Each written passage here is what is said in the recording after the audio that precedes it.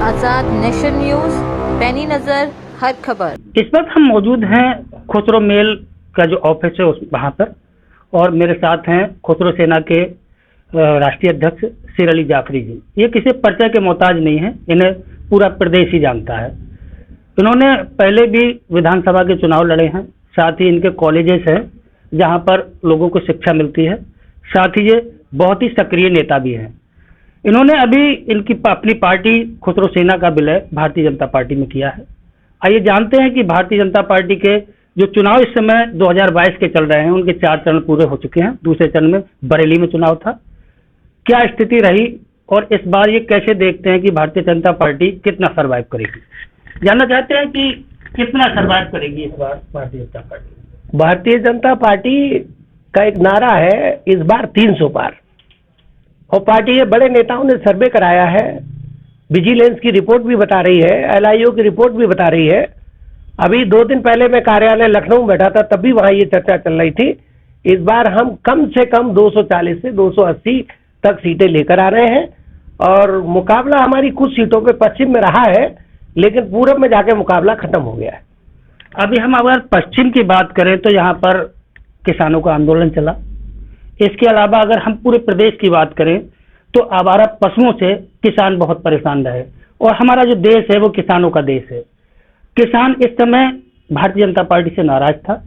किस नजरिए से देखते हैं कि किसान नाराज है, उसे कैसे मनाया गया, वो कैसे वोट देगा? पहली बात तो किसान नाराज नहीं हुआ। जो नाराज थे वो विरोधी लोग थे, विपक्षी लोग थे। उसमें कांग्रेस के लोग थे, उसमें सपा के लोग थे, उसमें बसपा के लोग थे। जो बीजेपी के सपोर्टर थे वो आज भी खुश हैं, कल भी खुश हैं।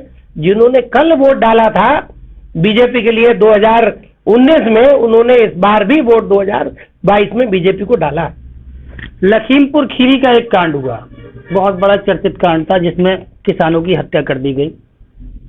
जो गृह मंत्री थे उनके बेटे के द्वारा कुचलकर, और ये साफ भी हुआ, पुलिस की रिपोर्ट में आया है कि ये साजिशन हत्या थी। उससे लोग परेशान थे, और उसके बाद भी आज भी टेनी भारतीय जनता पार्टी में शामिल रहे, और इससे लोगों की नाराजगी देखने को मिली है। आप क्या कहेंगे इसमें कि वहां पर उस क्षेत्र में कैसा प्रदर्शन रहेगा? देखिए, हर जगह अपोजिशन भी होता है और पक्ष भी होता है। तो वहां भी हमारे जो विपक्षी लोग हैं उन्होंने ड्रामा कराया। विपक्षियों ने, हमारे मंत्री का बेटे को ये सुनने में आया, चूंकि कोर्ट ने ये निर्णय दिया है, कोर्ट ने जो बेल दी है वो सिर्फ ये सोच कर दी है कि हो सकता है वो अपनी जान बचाने को भागा हो, तब ये लोग सामने आ गए हों। तो मैं समझता हूं कि विपक्ष के लोग भी सब जगह हैं, पक्ष के लोग भी सब जगह हैं। तो विपक्षी लोगों का काम तो कमियां निकालना है, विरोध करना होता ही होता है। तो इसमें कोई विरोध की बात नहीं है, कोई नई चीज नहीं है। जब तक विपक्ष विरोध नहीं करेगा तो विपक्ष खत्म हो जाएगा। अगर बरेली की बात करें तो पिछली बार 9 की 9 विधानसभा भारतीय जनता पार्टी के पास में थी। इस बार क्या मानते हैं कि पूरी 9 वापसी होंगी या फिर इसमें कुछ कमी रहेगी? देखिए, मैंने थोड़ी देर पहले आपसे कहा कि जिन्होंने 2019 में वोट दिया था या जिन्होंने 2017 में बीजेपी को वोट दिया था, उन्होंने वोट आज भी बीजेपी को दिया है। हाँ, एक बड़ा फायदा बीजेपी का हुआ इस बार। 2 फायदे हुए हैं। एक तो मुस्लिम वोट कुछ बीजेपी को गया है, दूसरा कम से कम एससी समाज का वोट आधा आधा बीजेपी को इस बार बटा है। ये दोनों बड़े बेनिफिट हैं। जब पोल खुलेगा तो देखना 9 की 9 सीटें बरेली की दोबारा जीतेंगे। क्या मानते हैं कि उत्तर प्रदेश में कितनी सीटें भारतीय जनता पार्टी लेकर आ रही है? पहले बता दिया, कम से कम 240 सीटें लेकर आ रहे हैं, कम से कम। मतलब आप मान रहे हैं कि पूर्ण बहुमत की सरकार बनेगी। मगर दूसरी पार्टियां, अगर मान लिया सपा की बात करें तो उनका कहना है कि हम 350 सीटें लेकर आ रहे हैं। तो इसमें कैसे आप देखिए, जितने खाली बर्तन होते हैं वो ज्यादा बोलते हैं। जिसकी जेब में जितने पैसे होंगे वो उतने की बात करेगा।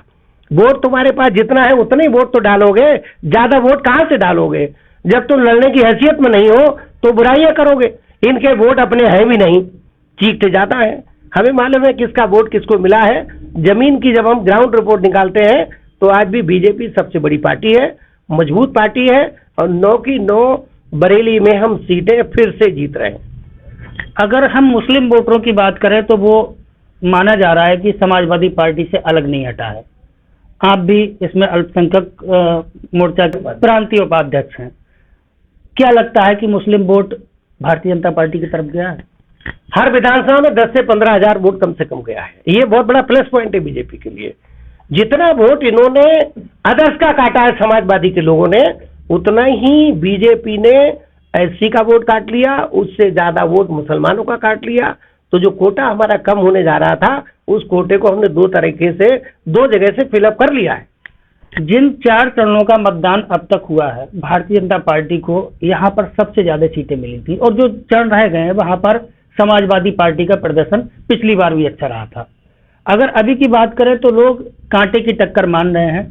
अगर यहाँ पर बराबर रहती है तो उधर माना जा रहा है कि समाजवादी पार्टी की सीटें ज्यादा आएंगी। इससे आप कैसे मानते हैं कि 240 सीटें लेके आएंगे? देखिए, हमारा प्रदर्शन अभी भी खराब नहीं रहा है। जो जाट जिनकी बात कर रहे हैं, जाट लाइन पे समाजवादी में गया है, वो केवल ढकोसला है। केवल नेता भागे हैं, वोटर अपनी जगह है। जो वोटर कल बीजेपी के साथ था, वो आज भी।